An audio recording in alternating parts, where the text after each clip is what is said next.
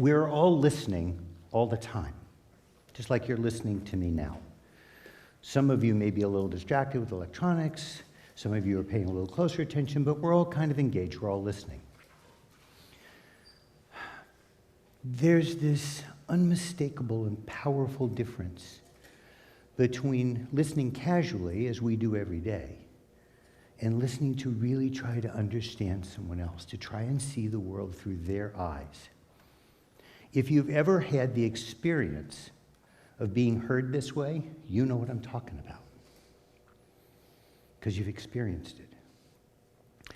There's something intimate and unreplaceable about that experience. And if you know what that feels like, then you also know the power of listening, both economic and personal. As an executive coach, I'm supposed to be a professional listener. Some days it's pretty good, and some days it's not.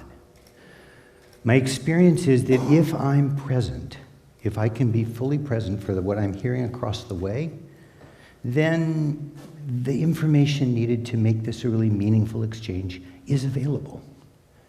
And if I'm cranky and miserable and unhappy, not so much. The kind of listening that we do every day is important. It's not like there's anything wrong with it. We need it for social engagements. But it's not the kind of listening that has the emotional and personal power to change lives, communities, and the world at large. That takes more effort.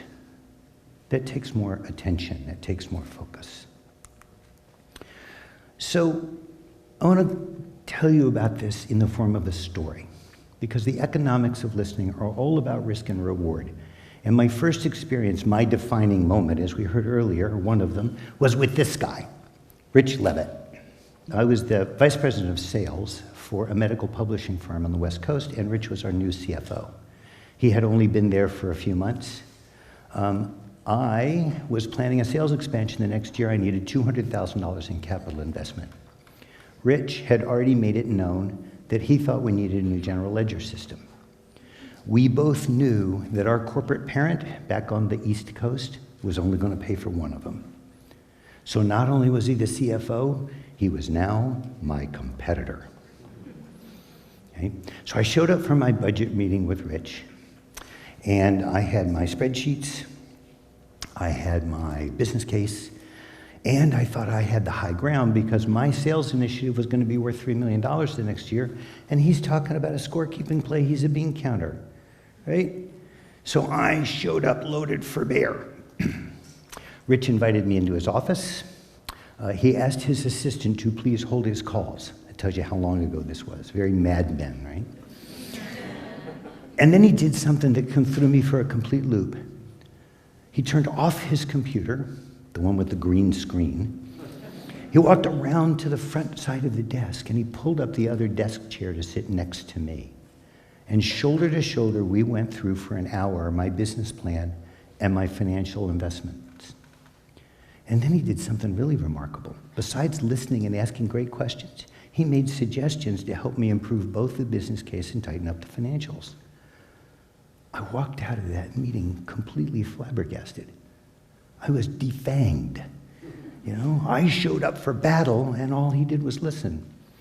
Because see, here's the other thing I knew. I knew that Rich, and he knew it too, Rich would be the one going back to the East Coast to meet with our corporate parent and make the pitch, not me. So I felt like I had to win right there. Interestingly enough, I didn't know when I left that meeting whether Rich would throw his general ledger system under the bus in favor of my much better sales system or not. What I did know is that he understood it. He could pitch it as well, if not better than I can, and it completely defanged me. So we had one last review meeting before he went off east, and when he came back in January, we got a new general ledger system. But we also got the sales system. And we got it because Rich figured out how to pay for it out of cash flow and made it okay with the CFO at the parent company. We returned about $3.5 million to the company on the strength of a 1-hour meeting of 2 executives. Not bad ROI, not a bad economic investment, right? $3 million of that was my sales system, and $500,000 of it came in the form of fights, arguments, silos, turf wars, all-out battles that never materialized. So actually, the whole ROI went to Rich. Because if he had shown up ready for battle like I showed up ready for battle, we'd have had a new general ledger system. He's the CFO, he gets to write the checks. With me, it was either or, win or lose. Rich listened, and he saw the world through my view. So in prep for today, if you think about it, listening, if listening is like so great, why do we do so little of it? And why do we do it really so poorly, so casually? I wanted to try and answer that question with a little data. So in prep for this meeting, I did this very unscientific survey. I sent a link out to a completely anonymous form. Based on the people I sent it to, it would have and told them to send it to folks they know, it would have ended up with executives, both profit for non-for-profit, all kinds of coaches and consultants. And we never told them, here's what we're researching. We simply said, please answer the questions. So if they were going to this survey, they would have thought we were asking about meetings. And we said, look, first of all, what do you think makes a great meeting? We gave them a list of competencies and said, force rank these competencies. Tell us what you think is important. And then we said, think about the last meeting you went to. Rate it 1 to 10. We, that's the royal we. I said, rate it 1 to 10. How successful was it? Did you get an outcome? And how valuable a use of your time was it? And then lastly, we took that same competency model, there's that we again. We took that same competency model and said, how well did these get applied in that meeting? So here's what I learned. If we looked at the force rank initial competencies, here's how they came back. 1, 2, and 3. Agenda, timekeeping, and clear decisions. Nice, safe, risk-free tasks. A very low grade investment. Listening didn't even make the top 10. But when we looked at what people valued or accredited to a successful outcome, we saw listening as first. These, you'll notice, are relational competencies. Listening well requires risk. It requires vulnerability. It requires that I be willing to give up my agenda on the possibility that your idea might change it. It requires that I give up my power. So these are not quite so easy to deal with, and yet they're the high risk, they are the high return things. So what we learn is we make low risk investments and we expect high value returns from them. I believe economists have a technical term for this. If you're an economist in the room, you'll recognize this. It's called fuzzy-headed optimism. It's just not going to happen that way. It's not a safe thing to really listen to someone else because you have to enter their world. So Margaret Wheatley is a brilliant consultant, social anthropologist. She's been for 40 years working with companies ranging from the Girl Scouts to the US Army and probably about half of the Fortune 1000. Right after 9/11, she wrote an article called Listening is Healing. And in that article, she said, listening is such a simple act. It just requires that we be present, and that takes practice. Now, if you go out into the world, there are a tremendous number of courses on listening that you can take. I'm not talking about that today. I'm talking about the practice of being present. What does it take to show up to listen and use the skills that you would learn in an active listening class, or at neuro-linguistic programming, or at syntax mapping, or at body language, or any of those other things that help us listen and gather data? So that's where I want to center. So, to do that, we have to get rid of distractions. We could spend a long time on external distractions. I'm just going to step right over that and go to the harder ones, the internal distractions. Our brains are these remarkable engines for capturing, classifying, and recalling information. It's like the ultimate tagging system. The problem is they're not very disciplined about how they recall it. So if I sit across from my colleague who says, oh, good, it worked. My husband and I are going to Paris. What happens? I immediately think of everything that's stored in my brain that has anything to do with Paris. How many of you thought about the Eiffel Tower almost instantly, right? And not just Paris, but the French toast I have for breakfast. In the French class I cook and that miserable history about Napoleon Bonaparte. And then I say something like, oh yeah, I remember Paris. I remember everything about Paris. And pretty soon, I'm thinking about my last trip to Paris. All the places I went and all the stuff I saw. It was actually a really good trip. By the afternoon, I got to but the line was sadly bad to understand why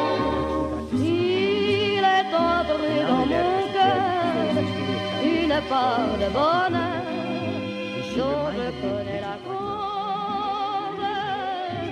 C'est lui pour moi, moi pour lui dans la vie. Il me l'a dit, l'a juré pour la vie. It's my girlfriend's birthday next week and I haven't got a cake. So for all the listening I'm doing while that's happening inside, my colleague might as well go get coffee. I'm not with her anymore. So the way out of this trap is a disciplined mind. If you want to learn to listen well, learn to discipline your mind, and there are a lot of practices that you can do. Anything that asks us to pay attention for longer periods of time is a practice that can be used. But the ultimate one is meditation. Now, for anybody who's my age, you know that meditation used to be, that went on at hippie communes and at the Hare Krishna house and the yoga studio. But it's very mainstream and the research is remarkable. And that's largely thanks to this guy, who brought it out of actually medicine, where he was using it to treat pain, and into the real world. And today, mindfulness meditation is a very big part of most leadership development work. And Kabat-Zinn, in his book, The Full Catastrophe Living, said this: basically, meditation is going to the gym. By bringing our attention back to our breath over and over and over, it has the same effect on our ability to concentrate, something damaged by our electronics that we love so much, in order the same way that we build muscles by lifting weights. So, take your brain to the gym and learn to concentrate. Now we get to the really hard internal thing, because now we get to the emotional part of our brain that doesn't have any access to language. If I'm listening, what am I listening for? Becomes the question. Most of us are not listening for the purpose of really seeing the world through someone else's eyes. These guys are not listening to each other to see the world through each other's eyes. They're listening for an opportunity to practice, to use that zinger they practiced, or to find fault with the other's logic. Oops, these people are probably, if it's late in the argument, listening for a way out of the infinity loop that they're stuck in. This lady is probably listening for an opportunity to encourage her daughter's love of learning. What are we listening for matters. These people, when we're in a social setting, we're listening for opportunities to participate. I may have that favorite story that I love to tell, that everybody's heard 14 times, but I like to tell it anyway. We all know that person, right? I'm listening for an opportunity to show that I'm worldly, or I'm smart, or I'm sophisticated, or I'm well-traveled. Probably based on the body language, these people are listening for other opportunities, but we don't have time for that right now. So if I can have a conversation with the part of me that needs to be validated outside and say, you know what, why don't you go get a cup of coffee and let me have this conversation, then it looks really different. When my colleague says, we're going to Paris, instead of wanting to put my story in and show how much I know about Paris and all of that, I can start asking questions. I can ask questions that encourage her to talk about her experience and what's important to her and what she's hoping for. I begin to see the world through her eyes. Now, this is really easy when we're talking about a vacation in Paris. It's not easy when we're talking to somebody who we don't like, don't understand, don't agree with, and probably would rather not be in the room with. Any of the above. So, here's the advanced listening skill. Like, here's the big one if you want to go try to do this. Pick somebody whose views you vehemently disagree with. Like, they just set your teeth on edge to even think about it. And listen to them for the purpose of trying to understand. Probably it's better if it's not somebody you know. You know, pick a TV personality. Maybe one of these two will do it for you. Right? And understand that success might be that after a few weeks I can listen to 30 seconds and not have my blood pressure spike and be screaming back at them on the screen. And then maybe in a month or so, if I work at it, I can get to a point where I could get genuinely curious about how could they view the world that way? How is that possible? And in years of practice, I might be able to sneak up to the border of the land where they live and wonder what it's like to be over there. Now, it's important to understand, and this one's really important. Understanding does not mean agreement or approval. It just means understanding. You can have your own point of view back when you leave. So don't get caught in this that I got to agree with them and I got to give it to them. And there's vulnerability here. This is where the risk is, because what if I hear something that they said that actually might make sense if I get rid of all the vitriol and other stuff? Uh-oh, I have to change my views now? Oh, no. So there is risk in this, but it doesn't require approval or agreement. And it's important to try, because in those disagreements where we're very busy arguing, unless someone is willing to do what Rich Levitt did all those years ago and listen, we're stuck with this. There's no way out. We see it in politics every day. We see it in religion every day. We see it in economics every day. The economics of listening are really basic. The higher risk, vulnerability, and willingness to be curious and willingness to see the world through someone's eyes is high risk, but it's also where the higher returns are. So I showed you that quote earlier from Meg Wheatley, I cheated. Here's the whole quote. Meg Wheatley actually said, in addition, we don't have to do anything. We just have to listen sometimes. As a coach, what I'm listening for, as often as not, is an opportunity to help broaden my clients' awareness. I want to ask questions that help them open their world, and I want to then help facilitate their thinking. That's my job. But sometimes, with my client, or my kid, or my wife, or my friends, we just have to put away the agenda and the goals and the process. And I just have to sit there and listen. You probably have people in your life who would benefit from that too, whether the relationship is strained or whether it's healthy. The ability to sit and simply listen for the purpose of understanding the view through their world is healing for both of you. And from an economic standpoint, try it on. See what happens. The next time someone in your life wants your attention, turn the phone off and put it in the bag. Imagine what a statement that makes. Tell the part of you that wants to be validated by them, take a break, go get coffee, and just listen. Thank you.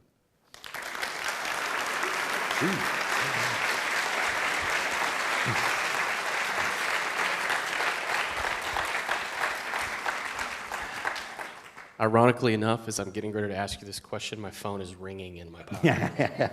You mean you have it on? Of course you do. Yeah. Missed call from random number. Yeah. We could have done an awful lot on that. But So that was my question. So we talked a lot about the internal mechanisms and the internal training of disciplining the mind, as you said. How do we deal with those external distractions? So there's a tremendous amount of brain research, neuroscience research these days about what we trade off for our electronics, right? We get really facile processing and we get a lot of fluid, but we lose our ability to concentrate. It's easy to point at the electronics, and it's actually easy to point at the really loud stuff. So I coach. I had a really strong bias for in-person work, but my clients are all over the world. So early in my coaching career, one of my colleagues encouraged me about this because I coach at home. And I always turn off the computer and I've got everything off but there's dogs barking outside, or my wife needs to print something, or the mailman is ringing on the door. There's all these distractions. I set it up to avoid all of that. My colleague said, go in the closet and turn the light off. Yeah, right. Okay, good. Well, I tried it. I had a particularly difficult client from Istanbul, and they were blowing leaves across the street, so I dragged my chair into the closet, and I closed the door, and I turned off the light. It was remarkable what I could hear that I couldn't hear. Not because of the big distractions, not because of the leaf blower, but because of the 1,000 little things that are happening in the office, the fly in the ceiling fan and the other stuff that draw off our attention. It's a remarkable gift to give to someone to simply shut it all down and be willing to focus on them. And so it's easy to blame the electronics and it's easy to blame the big stuff. You want to try it?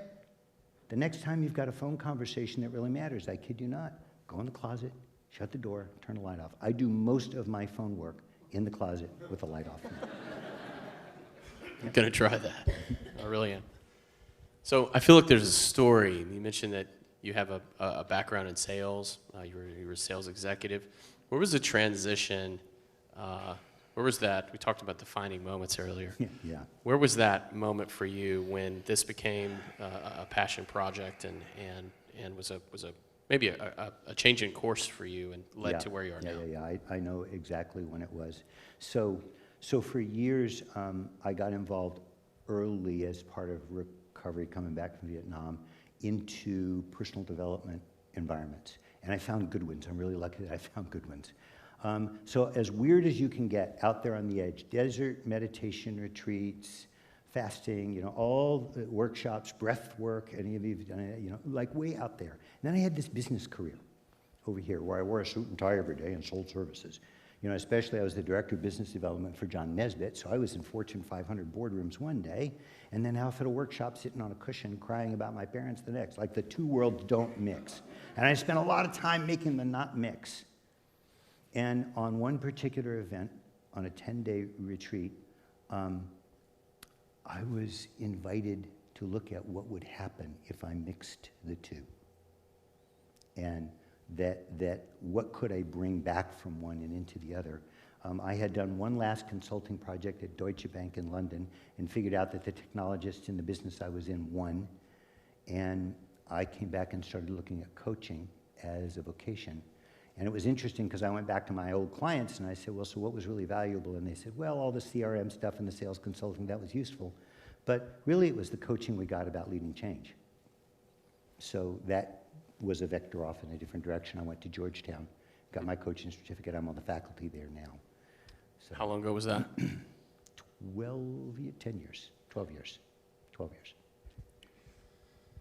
One last thing. Yep, I understand you're a Vietnam veteran. I am. I want to say welcome home. Thank you. That was a long time Thank you, ago. Barry.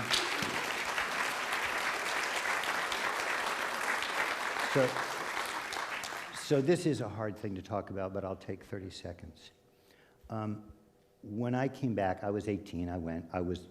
Unlike you, I did not enlist. I had my draft notice in my back pocket when I swore in at the Navy Reserve, hoping I wouldn't go to Vietnam, and that was then, this is now. When I came back, that was when there was not a lot of welcoming. And moreover, my family didn't know where I was, so there wasn't anybody on the pier, all that stuff. When I see the amount of attentions that veterans get today, some of it almost feels creepy. It's so over the top, it's almost like a glorification of war. But I am so thrilled and pleased to see that we're not taking angst out on the people who went to serve. So thank you. Did have one more question. Oh, yeah? Okay. I feel like there might be a lot of people in the audience that would like to be able to connect with you because listening is a skill that I think we probably a lot of us like myself are very self-conscious about. I want to be a better listener, more intentional. How can we connect with you to learn how to be better listeners? Well, so that's a pretty, you say, oh yes, well, I can help you be a better listener. Yeah, right. I do the listening work in context with coaching and organizational development work I do.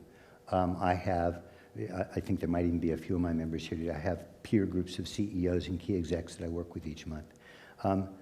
I don't know that I teach listening straight up, but it is integrated into almost any of the workshop or development work I do. My brand is Entelechy Partners, which is really hard to spell, but if you go to Vistage.com, which is the CEO Group's thing, you can find me there. Great. Thank you, Barry. Thank you.